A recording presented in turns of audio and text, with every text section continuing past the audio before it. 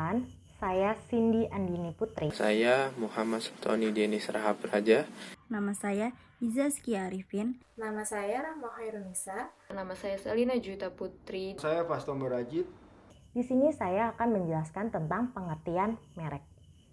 Merek adalah tanda yang berupa gambar, nama, kata, huruf-huruf, angka-angka, susunan warna, atau kombinasi dari unsur-unsur yang memiliki daya perbedaan dan digunakan dalam kegiatan perdagangan barang atau jasa. Dalam pasal 1 ayat 1 Undang-Undang Nomor 20 Tahun 2016 tentang merek dan indikasi geografis, merek adalah tanda yang dapat ditampilkan secara grafis berupa gambar, logo, nama, kata, huruf, angka, susunan warna dalam bentuk 2 dimensi dan atau 3 dimensi, suara, hologram, atau kombinasi dari 2 atau lebih unsur-unsur tersebut untuk membedakan barang dan atau jasa yang diproduksi oleh orang atau badan hukum dalam kegiatan perdagangan barang dan atau jasa. Menurut Harsono Adi Surnanto, merek adalah tanda pengenal yang membedakan milik seseorang dengan milik orang lain. Seperti pada pemilikan ternak dengan memberikan tanda cap pada punggung sapi yang kemudian dilepaskan tepat pengembalan bersama yang luas.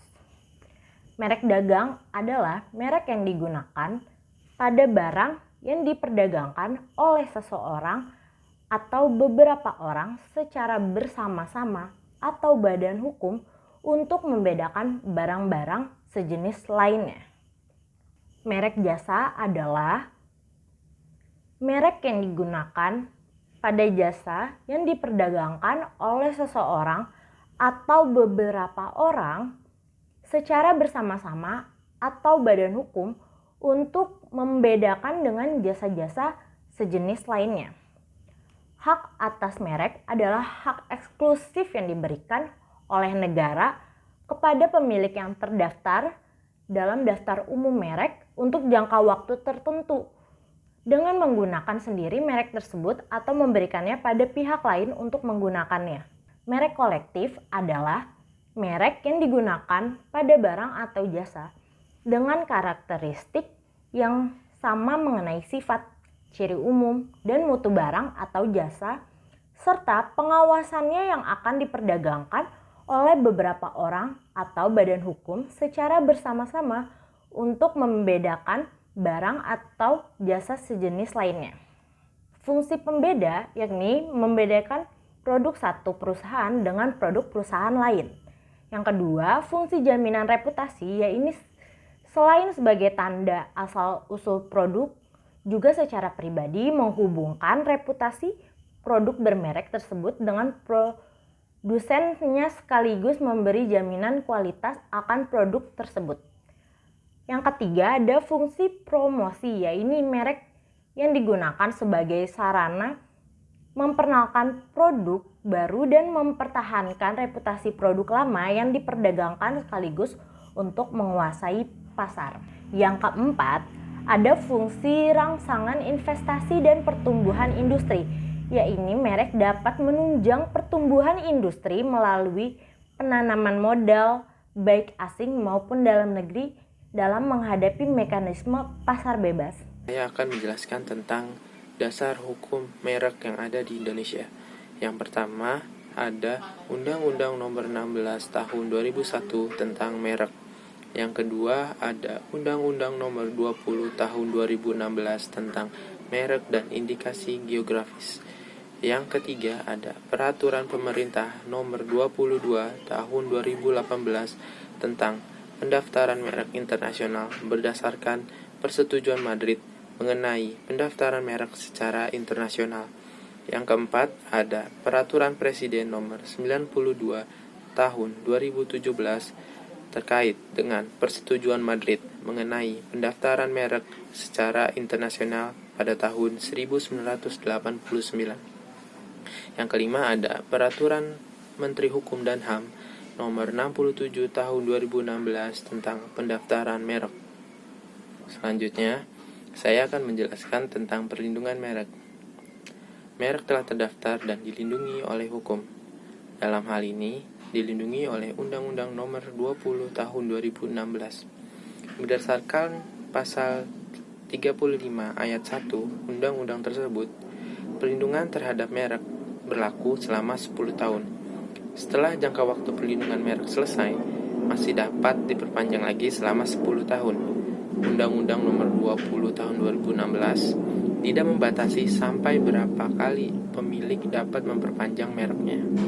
Kemudian, adapun syarat-syarat untuk dapat memperpanjang perlindungan merek hanya ada 2 macam, yaitu merek yang bersangkutan masih digunakan pada barang atau jasa seperti yang tercantum sertifikat merek tersebut, dan barang atau jasa masih diproduksi dan diperdagangkan di pasaran. Kemudian, cara mengajukan permohonan pengajuan jangka waktu perlindungan merek pada pokoknya sama dengan mengajukan permohonan pendaftaran merek.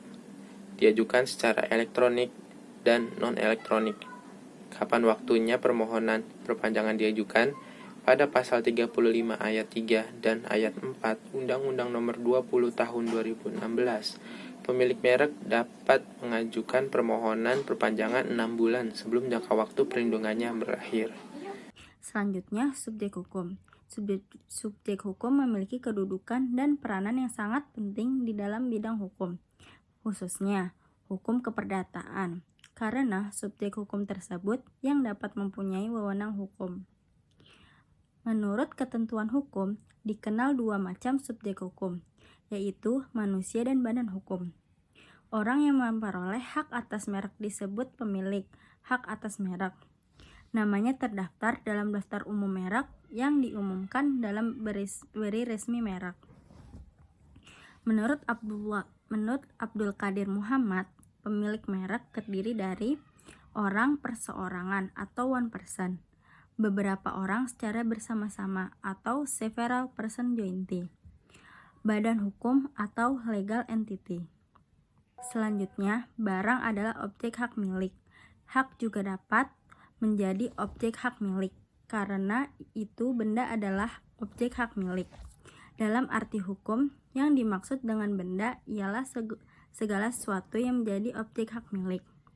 Semua benda dalam arti hukum dapat diperjualbelikan, dapat diwariskan, dan dapat diperalihkan kepada pihak lain. Adapun objek hukum yang dinyatakan dalam pasal 503 KUH Perdata, yaitu tiap-tiap kebendaan adalah bertubuh atau tidak bertubuh. Benda dapat dibagi menjadi 2 macam, yaitu benda berwujud, yaitu segala sesuatu yang dapat diraba oleh panca indera seperti tanah, meja, dan sebagainya. Benda yang tidak berwujud, yaitu segala hak mekanisme pendaftaran merek. Berikut adalah syarat-syarat pendaftaran merek. Tanda yang mempunyai daya pembeda. Tanda yang tidak mempunyai daya pembeda karena terlalu sederhana, seperti sebuah titik, atau karena terlalu rumit. Tidak bertentangan dengan kesusilaan atau ketertiban umum. Pujian sudah menjadi milik umum. Tidak mempunyai persamaan pada pokoknya atau keseluruhannya dengan milik orang lain yang sudah terdaftar lebih dahulu untuk barang atau jasa yang sejenis yang termasuk dalam satu kelas. Bukan peniruan atau menyerupai nama atau singkatan nama. Bukan peniruan atau menyerupai tanda atau cap atau sponsor resmi yang digunakan oleh negara atau lembaga pemerintah, kecuali atas persetujuan tertulis dari pihak yang berwenang. Bukan merupakan atau menyerupai ciptaan orang lain yang dilindungi oleh hak cipta, kecuali atas persetujuan tertulis dari pemegang hak cipta tersebut. Nah, selanjutnya saya akan melanjutkan presentasi dari rekan-rekan saya. Kita akan masuk ke dalam mekanisme pendaftaran merek. Adapun syarat-syarat dalam pendaftaran merek, yang pertama, tanda yang mempunyai daya pembeda, tanda yang tidak mempunyai daya pembeda. Karena itu terlalu sederhana, seperti sepotong gans, sebuah titik, atau karena terlalu rumit. Seperti lukisan benang kusut, itu tidak dapat dijadikan merek. Yang kedua, tidak bertentangan dengan kesusilaan, ketertiban umum, lukisan atau perkataan yang melanggar kesopanan, menyinggung rasa keagamaan, atau melanggar ketertiban yang hidup dalam masyarakat. Seperti halnya lukisan porno atau yang mengandung kata-kata vulgar. Dan yang ketiga, bukan milik umum. Lukisan jempol yang dikenal umum sebagai pujian sudah menjadi milik umum, sehingga itu tidak dapat dijadikan merek. Dan yang keempat, bukan keterangan mengenai barang atau jasa yang dimintakan pendaftaran. Seperti halnya lukisan nanas untuk sirup yang mengandung rasa nanas. Lukisan susu untuk minuman tidak dapat dijadikan merek. Dan yang kelima, tidak mempunyai persamaan pada pokoknya atau keseluruhannya dengan milik orang lain yang sudah terdaftar terlebih dahulu untuk barang atau jasa yang sejenis yang termasuk ke dalam satu kelas barang atau jasa yang tidak sejenis. Dan poin keenam, bukan peniruan atau menyerupai nama atau singkatan nama, bendera, lambang, atau simbol dari negara atau lembaga nasional maupun internasional, kecuali atas persetujuan tertulis dari pihak yang berwenang. Selanjutnya poin ketujuh, bukan peniruan atau menyerupai tanda atau cap atau stempel resmi yang digunakan oleh negara atau lembaga pemerintah, kecuali atas persetujuan tertulis pula dari pihak yang berwenang. Dan yang terakhir atau poin ke-8, bukan merupakan atau menyerupai ciptaan orang lain yang dilindungi hak ciptanya, kecuali atas persetujuan tertulis dari pemegang hak cipta tersebut. Di sini saya akan menjelaskan terkait passing off dan indikasi geografis. Yang pertama saya akan jelaskan adalah terkait passing off. Passing off adalah common law right dan tidak ditentukan oleh undang-undang dari parlemen, namun telah dikembangkan melalui case law sejak 1618 dan dapat digunakan untuk menghentikan orang lain mendapatkan manfaat dari reputasi bisnis perusahaan lain, dan digunakan dalam hubungannya dengan tindakan pelanggaran merek dagang atau untuk melindungi merek yang mempunyai reputasi tapi tidak mendapat pelindungan sebagai merek yang terdaftar. Gampangnya di sini itu singkatnya adalah passing off itu adalah suatu upaya atau tindakan atau perbuatan yang dilakukan oleh seseorang atau beberapa orang yang mengarah kepada adanya suatu persaingan tidak sehat atau pelanggaran di bidang hak kekayaan intelektual. Nah, di sini tuh kan passing off itu pemboncengan reputasi dan citra terhadap sebuah merek yang sudah ada terlebih dahulu dan dia itu lebih terkenal. Hal ini dimaksudkan untuk mengecoh dan membuat bingung masyarakat umum yang mengakibatkan salah pilih barang yang seharusnya.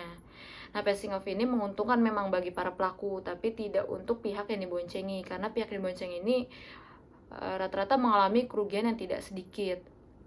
Nah, passing off ini ditindaklanjuti dalam perbuatan melawan hukum persaingan curang, dan ini juga dapat ditindaklanjuti sebagai pelanggaran merek. Nah, lalu kapan sih sebenarnya perbuatan dapat dinyatakan sebagai suatu perbuatan passing off?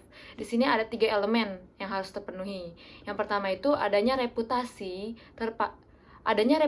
yang terdapat pada pelaku usaha. Nah, yaitu apabila pelaku usaha ini memiliki reputasi bisnis yang baik di mata publik dan juga usahanya ini cukup dikenal oleh umum. Nah, yang kedua ini adanya misrepresentasi. Dalam hal ini dikenalnya merek yang dimiliki oleh pelaku usaha tersebut. Maka apabila ada pelaku usaha lain yang mendompleng merek yang sama, pabrik akan mudah terkecoh dan jadi kebingungan dalam memilih produk yang diinginkan. Yang ketiga ini terdapat kerugian yang timbul akibat adanya pendomplengan atau pemboncengan yang dilakukan oleh pengusaha yang dengan etiket tidak baik menggunakan merek yang mirip atau serupa dengan merek yang lebih dikenal tersebut, hingga terjadi kekeliruan memilih produk oleh masyarakat. Nah, sebenarnya kasus passing off ini udah banyak di Indonesia. Namun, karena tidak ada undang-undang khusus mengenai persaingan curang ini, maka Direktur Jenderal Hak Kekayaan Intelektual hanya menangani kasus passing off ini yang juga terindikasi pelanggaran merek. Terus istilah dari passing off sendiri itu atau pemboncengan reputasi ini memang tidak dikenal di Indonesia, tapi bukan berarti nggak ada peraturannya. Memang nggak ada peraturan yang khusus, tapi tetap dimasukkan ke peraturan lain, yaitu dimasukkan ke dalam persaingan curang, perbuatan melawan hukum, dan pelanggaran hak merek. Nah, selanjutnya saya akan menjelaskan tentang indikasi geografis, di mana pengertian indikasi geografis menurut pasal 1 ayat 6 Undang-Undang Nomor 20 Tahun 2016 tentang merek dan indikasi geografis. Indikasi geografis adalah suatu tanda yang menunjukkan daerah asal suatu barang dan atau produk yang dikarenakan faktor lingkungan geografis termasuk alam, faktor manusia, dan kombinasi dari keduanya. Memberikan reputasi, kualitas, dan karakteristik tertentu pada barang dan atau produk yang dihasilkan. Nah, mudahnya itu, indikasi geografis ini adalah tanda yang menunjukkan daerah asal suatu produk yang menitikberatkan pada faktor lingkungan geografis untuk meningkatkan nilai jual produk. Nah, faktor-faktor ini ada 3 faktor. Yang pertama itu faktor alam. Faktor alam ini ciri khas dari letak geografisnya. Contohnya, kopi Arabica Java Sindoro Sumbing yang memiliki ciri khas beraroma tembakau karena ditanam di dekat tanaman tembakau di lereng Sindoro Sumbing, Temanggung. Nah, ciri khas ini tak lepas dari faktor alamnya, alam letak geografisnya, yaitu keasaman tanah, dan pengaruh tanaman tembakau di sekitarnya. Faktor kedua itu manusia. Kalau manusia ini lebih ke teknis, contohnya tuh teknik penenunan sutra dan teknik mengukir mebel ukir Jepara. Nah, yang ketiga ini kombinasi dari keduanya, alam dan manusia. Itu contohnya itu kualitas kopi Arabica Gayo dari Aceh yang memiliki citra rasa dan aroma yang khas. Nah, kopi Gayo ini hanya tumbuh subur di Kabupaten Bener Meriah dan Aceh Tengah dengan tingkat ketinggian 1.200 meter dari permukaan laut sehingga sangat mendukung untuk pertumbuhan kopi. Selain itu, pembuatan kopi Arabica Gayo ini dengan cita rasa khas yang ini memakai teknik tertentu, jadi tidak dapat menggunakan metode mesin lain atau mesin espresso kayak gitu, karena rasa pahitnya malah akan mendominasi dan menghilangkan citra rasa aslinya ini. Nah, faktor-faktor tadilah yang memberikan reputasi, kualitas, dan karakteristik tertentu pada produk. Oleh karena itu, nilai jual produk akan lebih tinggi bila terdaftar sebagai indikasi geografis. Nah, lalu ada hak atas indikasi geografis, yaitu hak eksklusif yang diberikan oleh negara kepada pemegang hak indikasi geografis yang terdaftar. Jadi, indikasi geografis ini akan dilindungi apabila udah didaftarkan.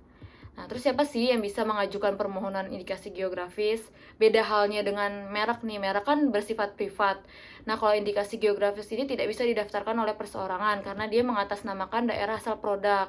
Jadi hanya pihak tertentu saja yang berwenang untuk mendaftarkan indikasi geografis. Yaitu yang pertama ada lembaga yang mewakili masyarakat di kawasan geografis tertentu yang mengusahakan produk. Contohnya itu ada asosiasi produsen, koperasi, dan masyarakat perlindungan indikasi geografis. Yang kedua itu ada pemerintah daerah, provinsi, atau kabupaten atau kota, kayak gitu. Nah, terus jangka waktu dari indikasi geografis ini tuh sebenarnya tidak dibatasi oleh waktu. Jadi ketika udah didaftarkan, indikasi geografis ini terus berlaku dan dilindungi. Nah, tapi meskipun gak ada batasannya ini, ada 2 faktor nih yang bisa bikin indikasi geografis ini dihapus. Nah, yang pertama itu tidak terjaganya kualitas, reputasi, dan karakteristik dari produk itu. Dan kedua ini melanggar peraturan perundang-undangan. Di sini saya akan mempresentasikan materi perkuliahan tentang merek dengan poin ancaman sanksi pidana merek. Berdasarkan Undang-Undang Nomor 20 Tahun 2016 tentang merek dan indikasi geografis pada pasal 100 ayat 1 berbunyi, setiap orang yang dengan tanpa hak menggunakan merek yang sama pada keseluruhan dengan merek terdaftar merek pihak lain, atau barang atau jasa yang sejenis yang diproduksi atau diperdagangkan, dapat dipidana dengan pidana penjara paling lama 5 tahun dan dapat dipidana denda paling banyak 2 miliar rupiah. Ayat 2, setiap orang yang dengan tanpa hak menggunakan merek yang mempunyai persamaan pada pokoknya dengan merek terdaftar merek pihak lain untuk barang atau jasa sejenis yang diproduksi atau diperdagangkan dapat dipidana penjara paling lama 4 tahun atau denda paling banyak 2 miliar rupiah. Ayat 3, setiap orang yang melanggar ketentuan sebagaimana yang dimaksud pada ayat 1 dan ayat 2 yang jenis barang yang mengakibatkan gangguan kesehatan, gangguan lingkungan hidup, atau dapat menyebabkan kematian manusia, dapat dipidana dengan pidana penjara paling lama 10 tahun dan didenda paling banyak 5 miliar rupiah. Pada pasal 101 ayat 1 berbunyi, setiap orang yang dengan tanpa hak menggunakan tanda yang mempunyai persamaan pada keseluruhan dengan indikasi geografis milik pihak lain untuk barang ataupun jasa produk yang sama atau sejenis dengan produk yang terdaftar dipidana dengan pidana penjara paling lama 4 tahun dan didenda paling banyak 2 miliar rupiah. Ayat 2, setiap orang yang dengan tanpa hak menggunakan tanda yang mempunyai persamaan pada pokoknya dengan indikasi geografis milik pihak lain untuk barang ataupun produk yang sama atau sejenis dengan barang produk yang terdaftar dapat dipidana dengan pidana penjara paling lama 4 tahun dan dapat didenda paling banyak 2 miliar rupiah.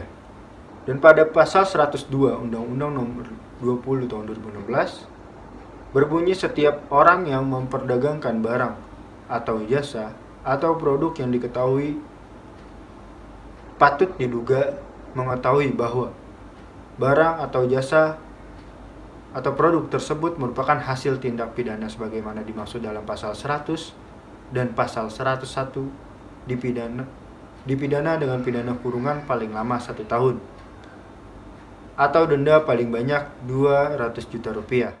Sekian dari Sekian saya. dari saya. Kurang Wassalamualaikum warahmatullahi Wassalamualaikum warahmatullahi wabarakatuh. wabarakatuh. Terima kasih.